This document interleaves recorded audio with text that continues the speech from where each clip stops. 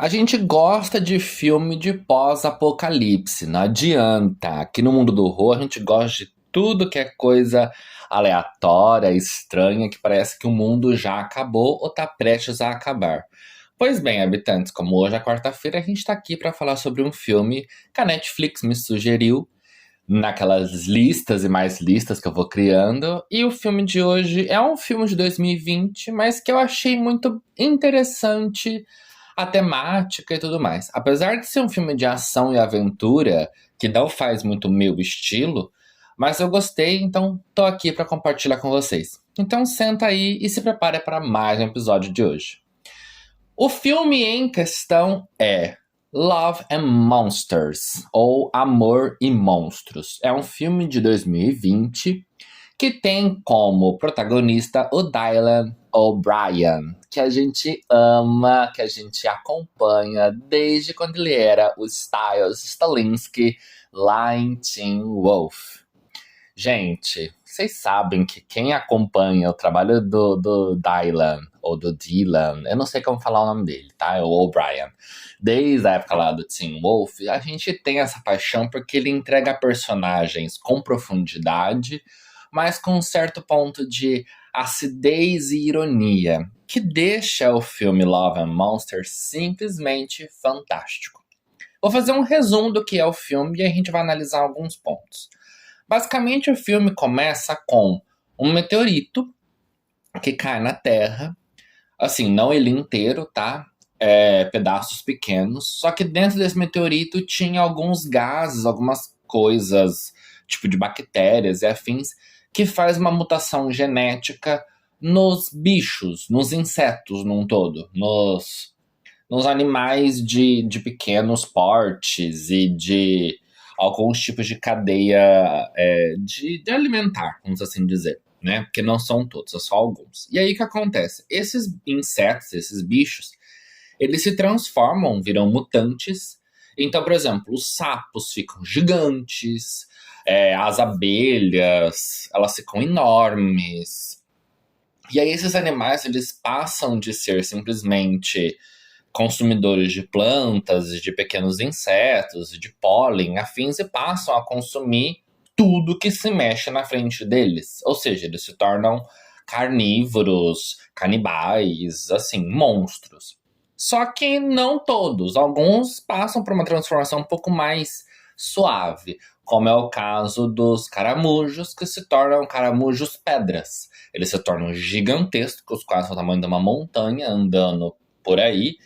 Só que ao invés de eles matarem as pessoas porque eles são agressivos, eles matam porque eles esmagam as coisas no caminho deles, né? Eles simplesmente se deslocam de uma forma muito tranquila, muito calminha, mas que é muito silenciosa. Se a pessoa não se atenta, claro que vira e já passou por cima. Eu achei muito bacana o jeito que eles abordaram essa questão dos insetos e dos animais com essas características muito distintas. Mas até aqui é só simplesmente ficção científica, tá? Então, nada que a gente vá aproveitar para uma discussão muito aprofundada. Só que acontece, o filme então eles estão isolados em bunkers subterrâneos e tudo mais, e um grande ponto da história é silêncio, porque os animais eles são atraídos por barulho. Eles conseguem fazer algum tipo de barulho e tal, mas nada muito alto, porque qualquer tipo de volume mais audível faz com que atraia os insetos, os bichos e afins. E aí o que acontece? Então eles vão vivendo durante um certo tempo isolados dentro desses bunkers, sem luz solar.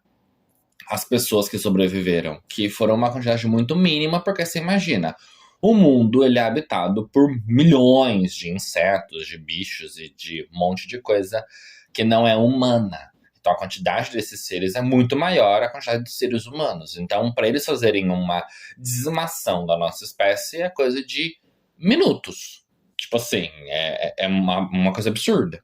Pois bem, e aí o filme mostra que, num determinado momento, já sobraram pouquíssimos desses bunkers que conseguem se comunicar e que ainda tem gente viva.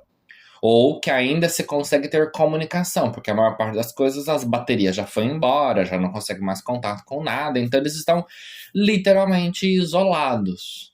Só que aí o Dylan, que o personagem dele é o Joey Johnson, ele tem uma paixão desde antes do Apocalipse, que é a Amy, que é a atriz que faz o papel, é a Jessica Henwick, ou Henwick, alguma coisa assim. Eu não consigo pronunciar, que são nomes estranhos, eu não conheço. Pois bem, e aí eles conseguem, depois de longos meses distantes, fazer uma comunicação, e aí ele ainda tem aquela paixão por ela. Ele ainda tem aquela coisa de tipo, nossa, ela é o amor da minha vida e tudo mais, não sei o quê. E ele então decide, porque ele é considerado dentro do bunker como o medroso, a pessoa que só serve para fazer comida e só serve pra fazer manutenção das coisas eletrônicas e tudo mais. Tipo, ele é o gênio ali. Ele é a pessoa que consegue mexer na parte de construir coisas e arrumar coisas e tudo mais. E os outros é mais pra parte de combate, guerreiros. E aí, por ele ser essa pessoa mais medrosa, mais, entre aspas, frágil, o pessoal então meio que coloca ele só num cantinho ali, tipo assim, olha, não vai interferir porque senão vai dar problema. Só que um belo dia, o bunker que ele está é invadido por uns insetos gigantes, tipo uns besouros, alguma coisa assim. E ele meio que sobrevive no acaso e ele fica meio que frustrado porque ele não consegue ajudar a equipe dele a fazer nada. Só que num momento de impulso, ele decide que ele vai então atrás da Amy, que tá a quase 200 quilômetros de distância dele. Ou seja, ele teria de sair do bunker e viajar por superfície quase 200 quilômetros sozinho. Ele sendo todo desastrado, todo medroso e tudo mais. E aí ele faz esse percurso, e nesse percurso todo ele conhece uma ou outra pessoa que ainda tá perdida nesse meio do caminho. Ele arruma um cachorro, ele começa a descobrir que existem espécies que não são tão agressivas, que existem animais que dá para ainda se conviver e se coabitar. Só que acontece, ele tinha um dom, que era fazer desenhos e anotações das coisas desde quando começou o Apocalipse. E aí o que acontece? Neste meio tempo, que ele encontra essas pessoas no meio do caminho, ele vai acrescentando outras informações nesse livro, como se fosse um manual de sobrevivência. E aí, nisso, ele simplesmente vai lá, encontra a menina, as coisas não ocorrem do jeito que ele queria, tem um ataque no bunker onde ela está, e aí eles lutam e conseguem destruir esse homem que vira tipo um bandido no filme e tudo mais. Até aqui a gente tá só contando o esquema do filme. Só que o que é de análise desse filme que eu gostei e que eu quero trazer aqui para vocês pra gente fazer uma reflexão? Primeiro ponto é, muitas das vezes a gente se sente menos para a gente não fazer o que a maioria tá fazendo. O Joey, que é o personagem do Dylan O'Brien, ele se sente menos no filme porque ele não é um guerreiro.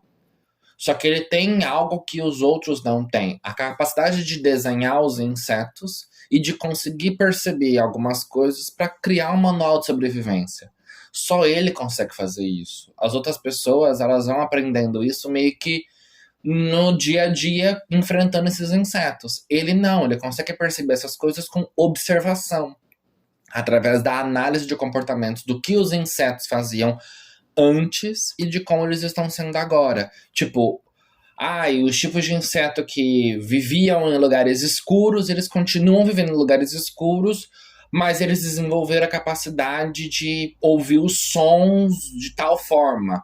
Tipo assim, ele começa a perceber coisas, analisar coisas muito mais aprofundadas. Então, o que mostra? Que muitas vezes a gente tem uma visão limitada de nós mesmos. E a gente acaba fazendo com que a gente se sinta menos, porque a gente não é o guerreiro forte, a gente não é lá o que vai pro combate. E você ir pro combate nem sempre é a única alternativa. Tem que ter alguém para a parte de produzir comida, para consertar coisas, para entender das partes eletrônicas. Tem que ter alguém para cuidar da parte que não é o combate, que é a parte que faz as pessoas sobreviverem. Porque independentemente de ter alguém para lutar ou não, sem comida, sem o rádio, sem a comunicação, sem conseguir instalar as lâmpadas, sem essas coisas, as pessoas vão morrendo, porque você não consegue viver 100% no escuro, você não consegue viver sem comida, você não consegue viver sem um aparato ali de coisas para conseguir fazer o dia ser funcional. A gente não consegue, a gente vive já num mundo onde a gente precisa de algumas coisas para facilitar a nossa vida. E aí o que acontece? Ele, nesse percurso, mostra pra gente muito isso. Que mesmo com todas as limitações, ele encontra forças, encontra estratégia para conseguir sobreviver no mundo da superfície. E aí, o filme traz uma mensagem muito bacana que é, muitas vezes a gente prefere se esconder e ficar num mundo confortável do que encarar a realidade. Ele transmite, no final do filme, uma mensagem explicando passo a passo sobre esse manual e esse livro que ele escreveu. E isso encoraja as pessoas a sair dos bunkers, a ir para um outro lugar. Porque existe um lugar no norte dos Estados Unidos, que é uma área de montanha e gelo, que as pessoas estão conseguindo reconstruir a vida porque os animais têm uma certa dificuldade com o frio. Então, nesses locais conseguem se reestruturar uma parte de comunidade muito maior do que nas partes mais quentes. E o que acontece? Por conta dessas motivações que ele vai levando para as pessoas por rádio, por transmissão, né, de ondas sonoras por todo o território, faz com que as pessoas decidam sair dessas tocas, desses locais escondidos, e encarar a vida. Porque, tipo assim, o que adianta a gente ficar sobrevivendo tudo escondido no meio de um buraco se a gente pode ter uma vida muito melhor? Se a gente pode alcançar outras coisas? E eu acho que essa ideia do filme é o mais importante. Por mais que o filme trate sobre o drama dele em ir lá encontrar a menina e não ter essa coisa que é o ideal de que a mensagem deles, depois de tantos anos, ainda fosse manter aquela mesma chama da paixão de anos atrás, que é aquela desilusão, mas não completa. Mas, de outra forma, eles mostram essa questão do pera, mas por que a gente tem que viver escondido? Por que a gente tem que viver nessas coisas tão limitadas? Por que a gente não pode simplesmente encarar os desafios e ir atrás? Se ele que é o medroso, se ele que não tinha força para lutar, não era um bom arqueiro, não conseguia lidar bem com as armas, sobreviveu por vários dias na superfície, outras pessoas conseguem viver, outras pessoas que estão em grupos maiores conseguem sobreviver. Então ele meio que desenvolve essa motivação no filme. E isso é muito importante, porque a gente, no dia a dia, a gente às vezes prefere se esconder, ficar na zona de conforto, esquecer que existe um mundo lá fora por simplesmente falta de comodismo. Ou melhor, por simplesmente viver em comodismo e a falta de querer sair da zona de conforto. A gente acaba se acostumando com algumas coisas e aí o que acontece? Faz com que a gente deixe de aproveitar oportunidades diferentes.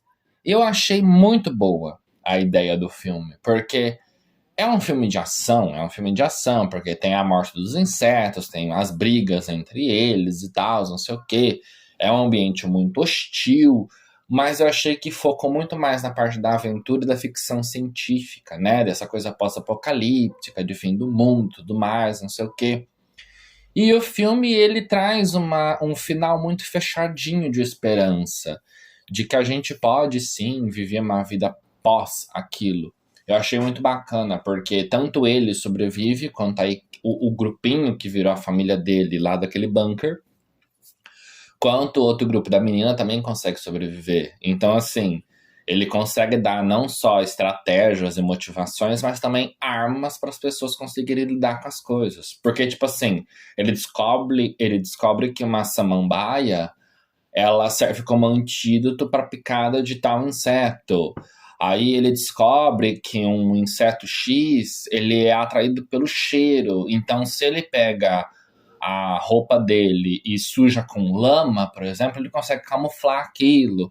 Ou seja, ele vai mostrando para as pessoas que tem forma de driblar aquele ambiente, que tem forma de conseguir despistar esses insetos e conseguir passar meio que invisível.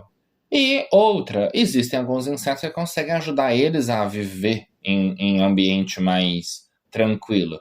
Tipo os caramujos que eu citei, tem as algas vivas que ela, depois da mutação genética, elas ficam fotofluorescentes, mas elas ficam só flutuando no ar e elas não fazem mal a ninguém. Elas simplesmente ficaram ali, assim, enfeitando. Elas aparecem numa alusão à aurora boreal, que elas surgem no meio da noite, iluminam o céu, deixando tudo colorido, mas que não tem um impacto nenhum na vida da pessoa em si, entendeu? E alguns animais, tipo cachorros e gatos, não sofreram nenhum tipo de mutação. Então eles continuam mantendo a função deles e o estilo de vida deles.